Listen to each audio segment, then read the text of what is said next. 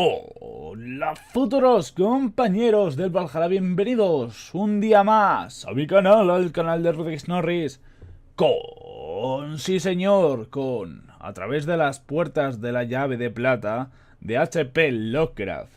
Diréis, ¿y esta basura qué es? Pues ya que he acabado los mitos de Cthulhu, de la recopilación de historias, voy a empezar a leer las historias una por una de todas las historias que ha hecho Lovecraft.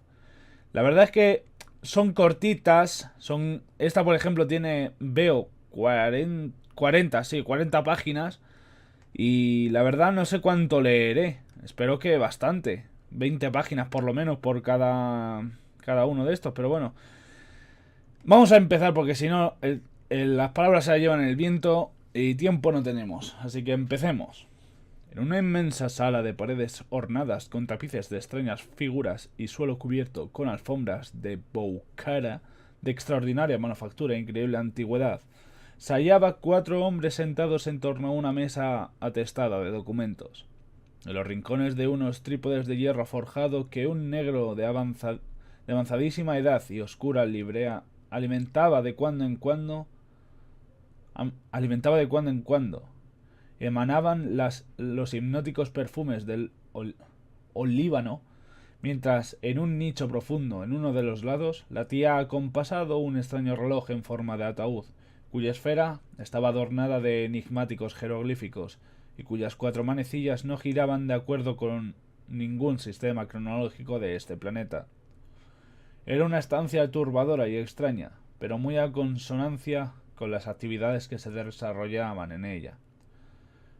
Porque allí, en la residencia de Nueva Orleans, del místico, matemático y orientalista más grande de este continente, se estaba ventilando el reparto de la herencia de un sabio, místico, escritor y soñador no menos eminente, que 4 años antes había desaparecido de este mundo.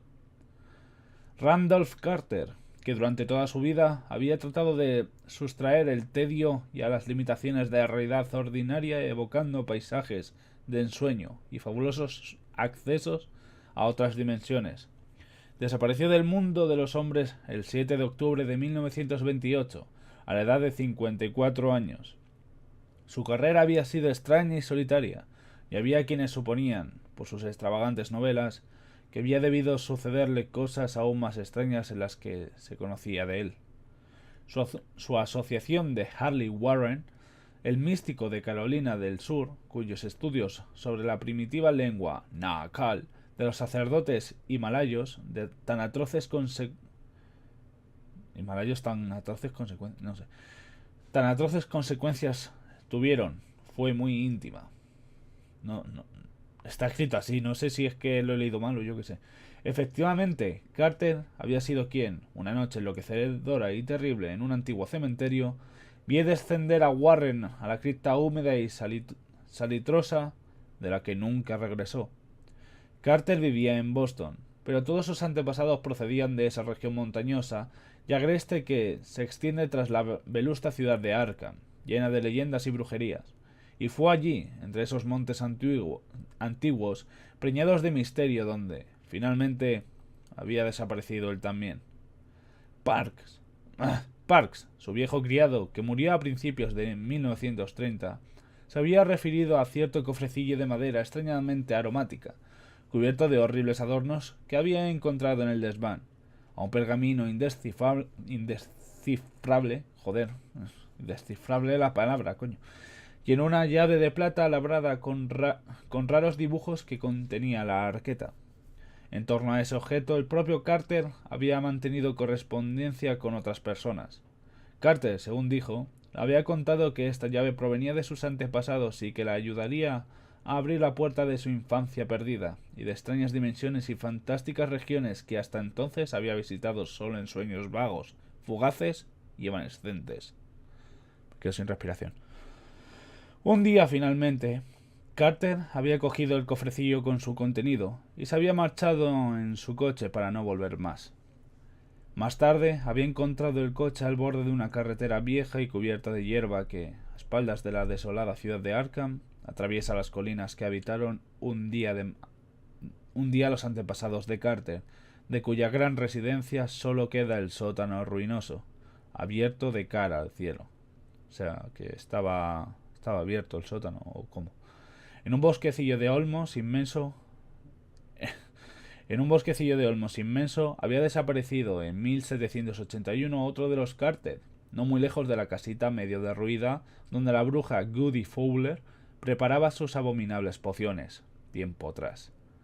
En 1692 la región había sido colonizada por gentes que huían de la caza de brujas de Salem, y aún ahora conserva una fama vagamente siniestra, aunque debido a unos hechos difíciles de determinar.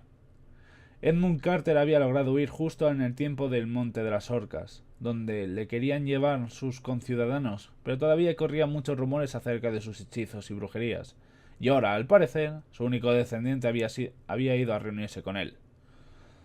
En el coche habían encontrado el cofrecillo de horribles relieves y fragante madera, así como el pergamino indescifrable. La llave de plata no estaba. Se supone que Carter se la había llevado consigo, y no se tenía referencia del caso. La policía de Boston había dicho que las vigas derrumbadas de la vieja morada de los Carter mostraban cierto desorden, y alguien había encontrado un pañuelo en la siniestra ladera rocosa cubierta de árboles que se elevaba detrás de las ruinas, no lejos de la terrible caverna llamada de las serpientes. ¿Por qué se llamará así?, me pregunto. Fue entonces cuando las leyendas que corrían por la región sobre la caverna de las serpientes cobraron renovada vitalidad. Los campesinos volvieron a hablar en voz baja de las prácticas impías a las que el viejo Edmund Carter, el brujo, se había entregado en aquella horrible gruta, a lo que ahora venía a añadirle la extraordinaria afición que el propio Randolph Carter había mostrado de niño por este lugar.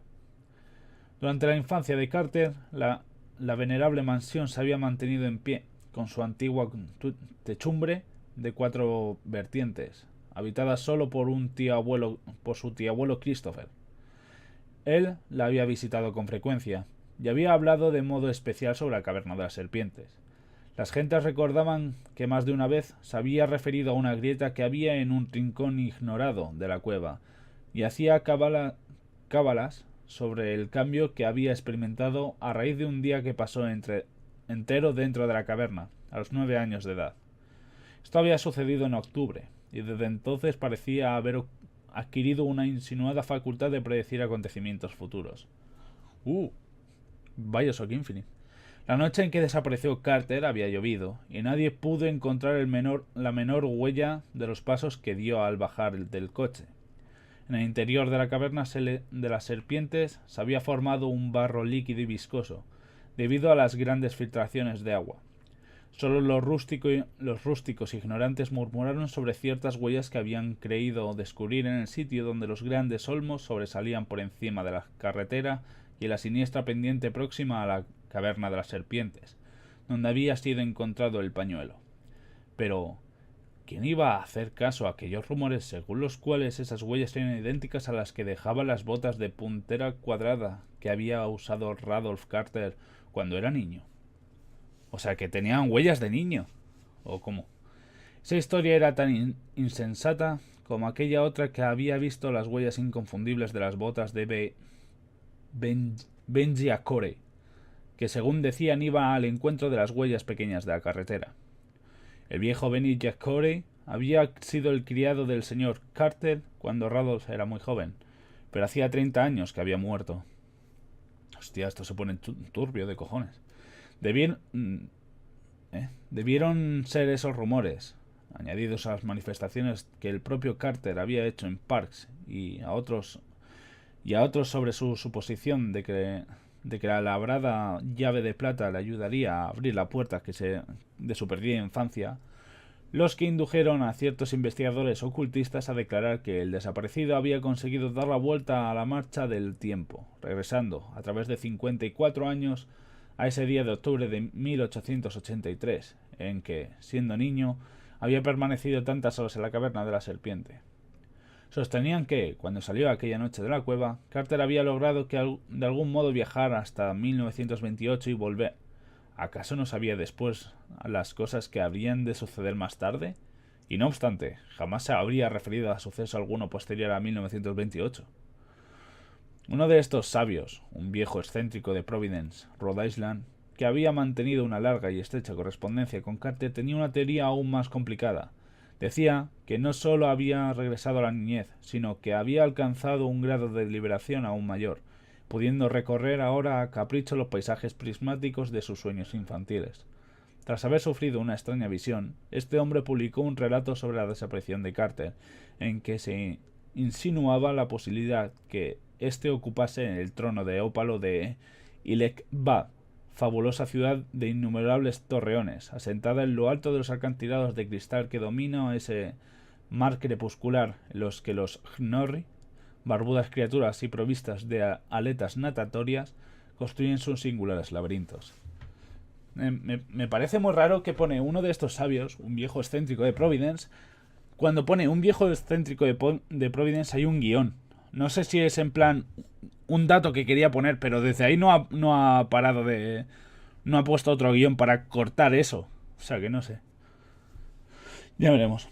Pues este anciano, Ward Phillips, quien más enérgicamente se opuso al reparto de los bienes de Carter entre sus herederos, todos ellos primos lejanos, ¿ves? Aquí pone guión y guión, todos ellos primos lejanos, alegando que éste aún seguía con vida en otras dimensiones del tiempo y que muy bien podría ser que regresara un día. Contra este argumento se alzó uno de los primos, Ernest K. Aspinwall, de Chicago, 10 años mayor que Carter, que era un abogado experto y combativo, como un joven cuando se trataba de batallas forenses. Durante 4 años la contienda había sido furiosa, pero la hora del reparto había sonado, y esta inmensa y extraña sala de Nueva Orleans iba a ser el escenario del acuerdo. Técnicamente, si desapareces durante 2-3 años, se te considera abandono del hogar y ya todas tus pertenencias no te pertenecen. Según España, creo. No sé hasta qué punto es eso cierto, pero bueno. La casa pertenecía al albacea testamentario de Carter para los asuntos literarios y financieros, el distinguido erudito en misterios y antigüedades orientales, Etienne Laurent de Marigny, de descendencia criolla. Carter había conocido a de Marigny durante la guerra, cuando ambos servían a la Legión extranjera francesa, y enseguida se sintió atraído por él a causa de la similitud de gustos y pareceres. Cuando, durante un memorable permiso colectivo, el erudito y joven criollo condujo al ávido soñador bostoniano a Bayona, en el sur de Francia, y le enseñó ciertos secretos terribles que ocultaban las tenebrosas criptas inmemoriales excavadas bajo esa ciudad milenaria y henchida de misterios. La amistad entre ambos quedó sellada para siempre. El testamento de Carter nombraba como albacea a de Marigny. Marigny, es que no sé cómo llamarlo. Y ahora, este estudioso infatigable presidía de mala gana el reparto de la herencia. Era un triste deber para él porque, como le pasaba al viejo excéntrico de Rhode Island, tampoco él creía que Carter no hubiera muerto. Pero, ¿qué peso podían tener los sueños de dos místicos frente a la rígida ciencia mundana? Eso es cierto, o sea, cualquiera va a decir, tú estás puto loco. En aquella extraña habitación del viejo barrio francés se había sentado en torno a la mesa unos hombres que pretendían tener algún interés en el asunto. La reunión se había anunciado, como es de rigor en estos casos, en los periódicos de las ciudades donde se suponía que pudiera vivir alguno de los herederos de Carter. Sin embargo, solo había allí 4 personas reunidas escuchando el tic-tac singular de aquel reloj de forma de ataúd que no marcaba ninguna hora terrestre, y al rumor cristalino de la fuente del patio que se veía a través de las cortinas. A medida que pasaban las horas lentamente, los semblantes de los 4 se iban borrando tras el humo ondeante de los trípodes que cada vez parecían necesitar menos los cuidados de aquel viejo negro de furtivos movimientos y creciente nerviosidad. Joder. Los presentes eran el propio Etienne de Marigny, hombre enjunto de cuerpo, moreno, elegante, de grandes bigotes y aspecto joven. Aspinwall, representante de los herederos, de cabello blanco y rostro apoplético, no sé qué significa eso, rollizo y con enormes patillas. Phillips, el místico de Providence, flaco, de pelo gris, nariz larga, cara afitada y cargado de espaldas. El cuarto era de edad indefinida, delgado, rostro moreno y barbudo, absolutamente impasible, tocado de un turbante que denotaba su elevada casta brahmánica. Sus ojos eran negros como la noche, llenos de fuego, casi sin iris, y parecía mirar desde un abismo situado por detrás de su rostro. Se había presentado a sí mismo como el Swami Chandraputra. Joder, qué nombre más raro. Un adepto venido de Benares, con cierta información de suma importancia. Tanto de Marigny como Philip, que habían mantenido correspondencia con él, habían reconocido inmediatamente la autenticidad de sus pretensiones esotéricas. Su voz tenía un acento singular, un tanto forzado, hueco, metálico, como si el empleo del inglés resultara difícil a sus órganos vocales. No obstante, su lenguaje era tan fluido, correcto y natural como el de cualquier anglosajón. Su indumentaria general era europea, pero las ropas le quedaban flojas y le caían extraordinariamente mal, lo cual, sumado a su barba negra y espesa, su turbante oriental y sus blancos mitones, le daba un aire de exótica excentricidad. ¿Recordáis el momento este que no sé si sois nuevos? No creo que lo entendéis la referencia que estoy a punto de hacer, pero ¿recordáis lo de la rana? Pues esto igual. Yo mataría a la rana.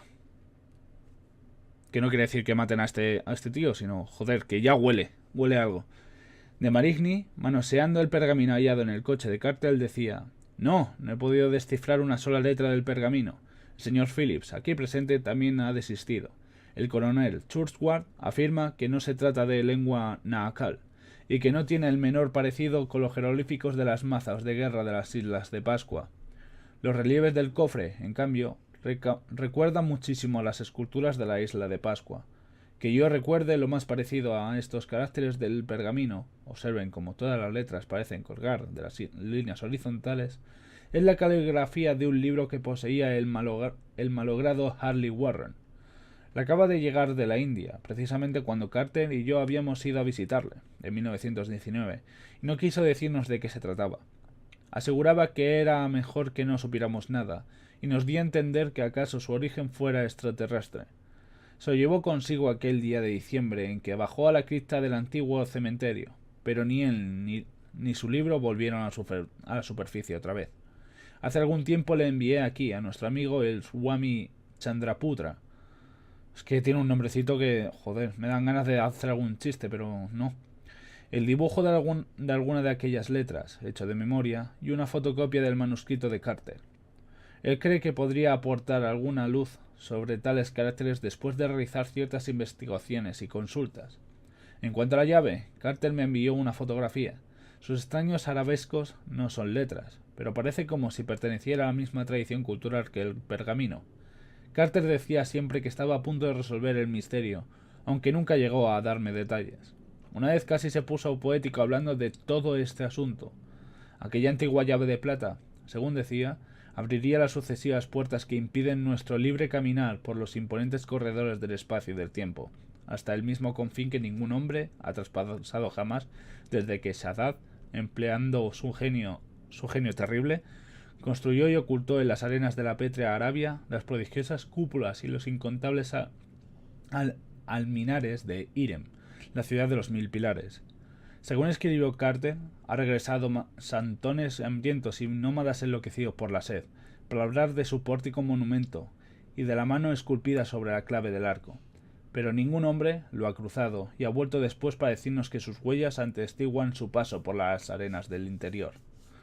Carter suponía que la llave era precisamente lo que la mano ciclópea intentaba agarrar en vano. Lo que no sabemos es por qué razón no se llevó Carter el pergamino lo mismo que la llave.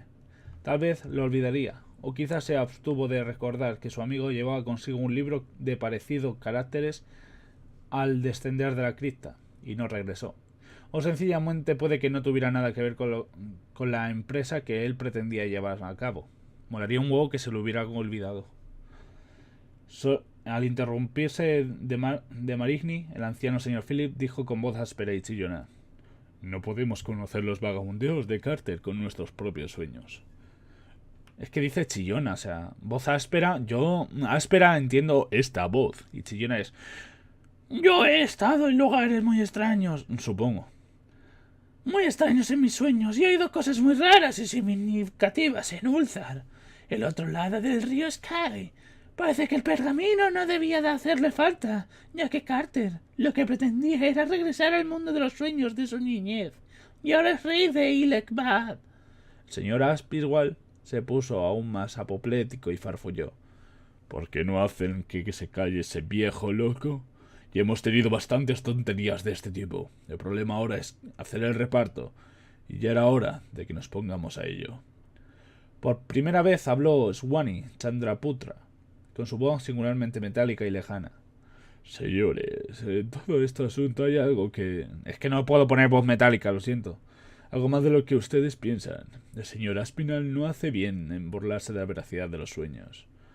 El señor Philip tiene una idea incompleta de la cuestión, quizá porque no ha soñado lo suficiente. Por mi parte, he soñado muchísimo. En la India soñamos todo mucho, y este parece ser también la costumbre de los Carter. Usted, señora Espinal, el primo suyo por parte de madre, y por lo tanto no es Carter.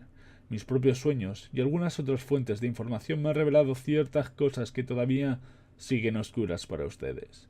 Por ejemplo, Randolph Carter dejó olvidado ese pergamino que no puedo descifrar, pero le habría sido muy conveniente llevárselo. Como ven ustedes, ha llegado a enterarme de muchas cosas que le sucedieron a Carter desde que hace 4 años, el atardecer del 7 de octubre, abandonó su coche y se fue con la llave de plata. Aspinwall soltó una risotada, pero los demás quedaron en suspenso, presos de su renovado interés. El humo de los trípodes aumentaba y el tic-tac extravagante de aquel reloj en forma de ataúd pareció convertirse en su punto y rayas en los puntos y rayas de algún mensaje telegráfico, remoto y terrible, procedente de los espacios exteriores. El hindú se echó hacia atrás, cerró los ojos casi por completo y siguió hablando con un tono ligeramente forzado, aunque con fluidez. Y a medida que hablaba, fue tomando forma ante su auditorio en el cuadro lo que había sucedido a Randolph Carter. Y lo vamos a dejar por aquí, la verdad. O no, venga, que el capítulo 2 es bastante corto. Así que vamos a seguir, ¿vale? Es que quería dejarlo, pero en cuanto he visto que el capítulo 2 es poquísimo, lo voy a hacer, ¿vale?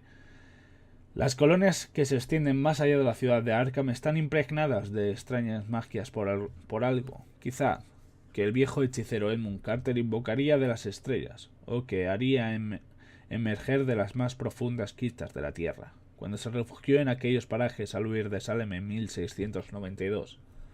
Tan pronto como Randolph Carter volvió a las colinas, comprendió que se encontraba cerca de las puertas que solo unos pocos hombres temerarios y execrados han logrado abrir a través de las titánicas murallas que separan el mundo y lo absoluto. Pretendía que aquí y ahora podría poner en práctica con éxito el mensaje, descifrado a meses antes, que se ocultaba en el arabesco de aquellas enmohecidas e increíblemente antigua llave de plata. Ahora sabía cómo hacerle girar y cómo alzarla bajo los rayos del sol imponiente, y qué fórmulas ceremoniales debían entonarse en el vacío, al dar la novena y última vuelta. En su lugar, tan próximo al vértice transdimensional y a la puerta mística, era imposible que la llave fallara en la misión para que había sido creada. Era seguro que Carter descansaría aquella noche en su perdida niñez, por lo que nunca había dejado de suspirar. Salió de noche con la llave en el bolsillo, y camino cuesta arriba por la serpiente carretera, adentrándose en el corazón de aquella comarca embrujada y sombría. Cruzó las tapias de piedra cubiertas de enredadera, el bosque de árboles amenazadores y rimaje retorcido, el huerto abandonado, la granja desierta de rotas ventanas abiertas y las ruinas sin nombre. A la hora del crepúsculo, cuando las lejanas agujas del campanario de Kingsport relucían con resplandores rojizos, sacó la llave, le dio la vuelta necesaria y entornó las fórmulas requeridas. Solo más adelante se dio cuenta de la prontitud con que surtió efecto ese ritual. Luego, en la creciente oscuridad del crepúsculo, oyó una voz de pasado, la del viejo Benji McCoy, el criado de su tío abuelo. ¿No hacía 30 años que había muerto Benji? ¿Pero 30 años a partir de qué fecha? ¿En qué año estaba ahora? ¿Dónde había estado? ¿Qué tenía de raro que Ben ya le estuviera llamando hoy, 7 de octubre de 1833? ¿Acaso no llevaba fuera de casa mucho más rato que de lo que tía Martha le tenía dicho? ¿Qué llave era esta que llevaba en el bolsillo de la blusa, en vez del pequeño catálogo que le regalara a su padre al cumplir los 9 años? ¿No la había encontrado en el desván de su casa? ¿Atravesaría el pórtico de sus ojos perspicaces? ¿Atravesaría el pórtico que sus ojos perspicaces habían descubierto entre las rocas desgarradas del fondo de aquella cueva interior que se abría tras Caverna de las Serpientes? Todo el mundo relacionaba ese lugar con Edmund Carter, el hechicero. La gente no quería pasar por allí. Nadie más que él había descubierto la grieta de la roca. Ni se había ocurrido por ella hasta la gran cámara interior donde se encontraba el portón. ¿Qué manos habrían tallado la roca viva formada como un pórtico del templo? ¿Quizá las del viejo Edmund, el hechicero? ¿O acaso lo de otros seres invocados por él y que actuaban bajo su mandato?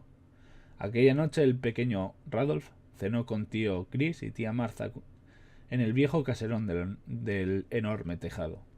A la mañana siguiente se levantó temprano, cruzó el huerto de manzanos y se internó por la arboleda de arriba, sobre donde estaba oculta la caverna de las serpientes, tenebrosa y amenazante, entre grotescos e hinchados robles. Sentía en su interior una insospechada ansiedad, y ni siquiera se dio cuenta de que se le había caído el pañuelo, al registrarse el bolsillo para ver si traía la llave. Para ver si traía la llave. Punto. Se deslizó a través del negro orificio con intrépida seguridad, alumbrándose el camino con las cerillas que había cogido del cuarto de estar.